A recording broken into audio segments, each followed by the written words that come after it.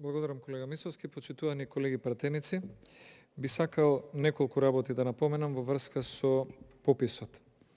Прво, беше тука поставена дилемата дали некаде постои употреба на читачи на отисоци за прсти во однос на пописните операции. Таква работа постои во Соединетите Американски држави. И тоа е од поново време, бидејќи оваа технологија е понова и истата е унапредена. И сметам дека ако Соединетите Американски држави ја вклучиле и овој начин во пописните операции на толку голема држава како нивната и се разбира во многу стандарди понапредна, тогаш не гледам пречка зашто и други држави не би го следеле тој пример, особено доколку истите според број на популација се помали и самата операција и примена на овие уреди би била поедноставна и помала по квантитет. Затоа сметам дека одбивањето на земање на отисок е само еден сигнал кој што фрла сомнеш на намерите дали ќе се спроведува попис на жители во општина Аеродром, во општина Бутел, во општина Велес, во општина Чашка, Теарце, Липково, Тетово, Охрид, Битола или каде и да е, или ќе се прави попишување на жители плюс нежители.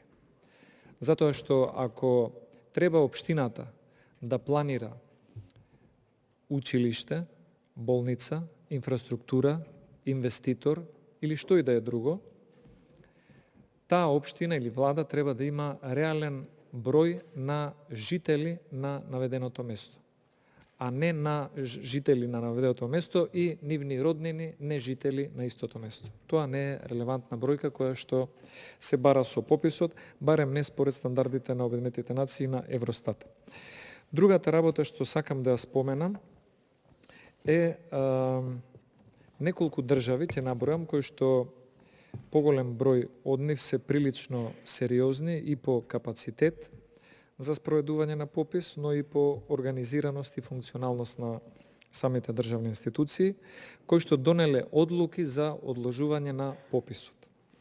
Бидејќи најчесто пописот се спроведува во првата година од почетната декада или следна декада која доаѓа, како што е сега 2021 година, така бил планиран пописот и во најголемиот број на држави во светот. Но што се случува? Заради пандемијата, Република Ирска, земја членка на Европската Унија, одлучува пописот наместо во април 2021 година по барање на Заводот за статистика во Република Ирска, а со одлука на владата, да го одложи за април 2022. И јас не мислам дека Република Ирска е помалку организирана држава од Македонија. Мислам дека во добар дел имаат подобра организација на системот, вклучително и на системот за попишување. Втора држава, Шкотска, како дел од Обединетото кралство. Пописот им бил предвиден исто така за април 2021 година, носат одлука како влада заради пандемијата за одржување на пописот за април 2022 година.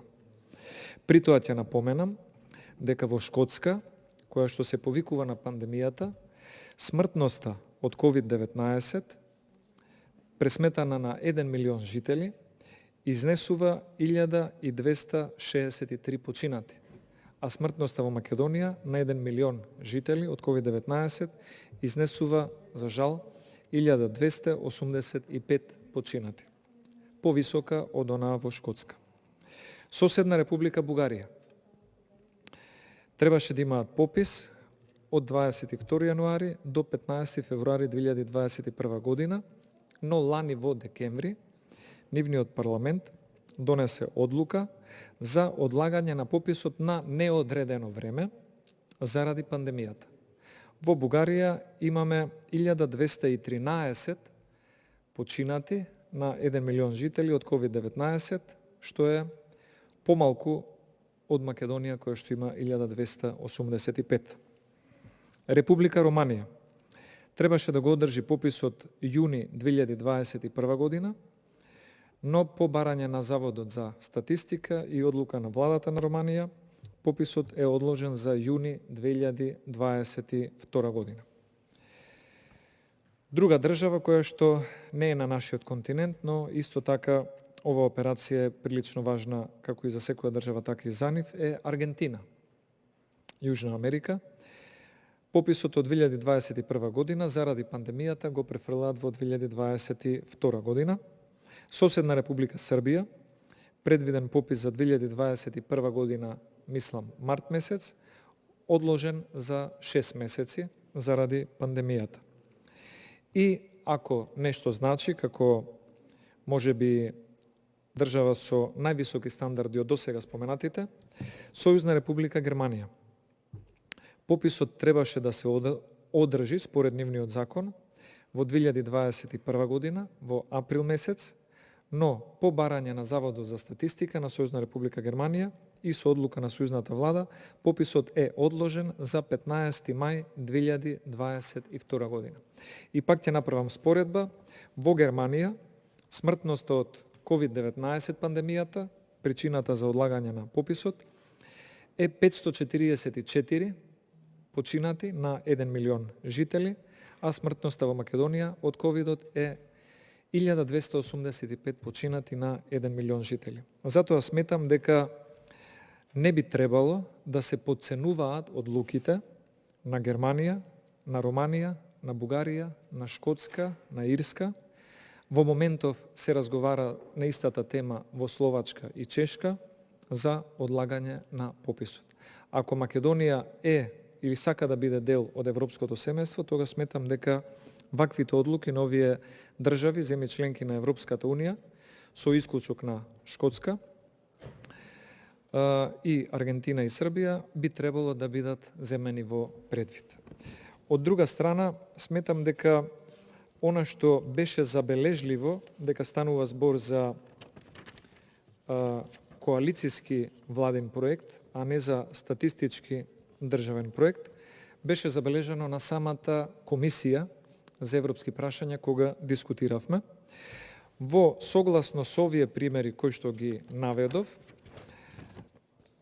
Ирска, Шкотска, Бугарија, Романија, Србија и Германија, ВМРО-ДПМН предложи еден амандман за одржување на пописот, одложување на пописот и негово одржување во текот на 2022 година.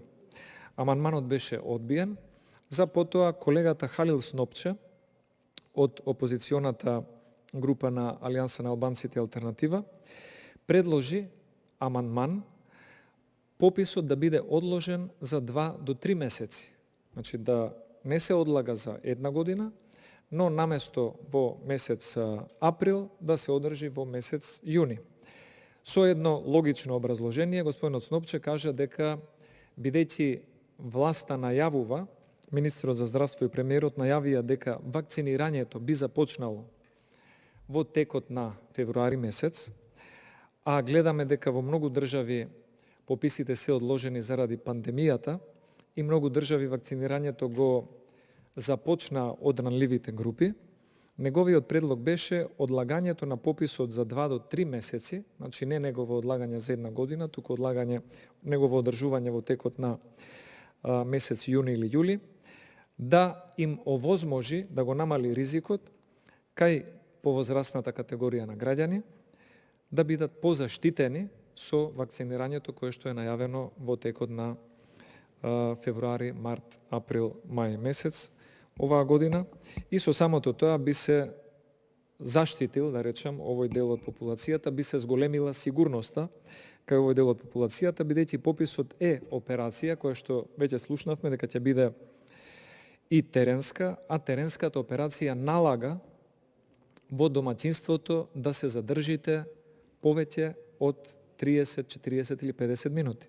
Зависно се разбира и од големината на домаќинството, но самите прашања за недвижност, за имот, за приход, за образование, за националност, за семејство, за се друго што е релевантно за еден попис, одзема време. А тоа значи дека оние кои што ќе бидат попишувачи дневно ќе треба да посетуваат по најмалку 20 или 30 домови и со самото тоа да имаат контакти со повеќе луѓе. Затоа сметам дека би требала Македонија да го следи примерот на Германија, на Ирска и на Шкотска и да размисли пописот да се одржи во подобри услови со помали ризици за повозрасната група население. Благодарам.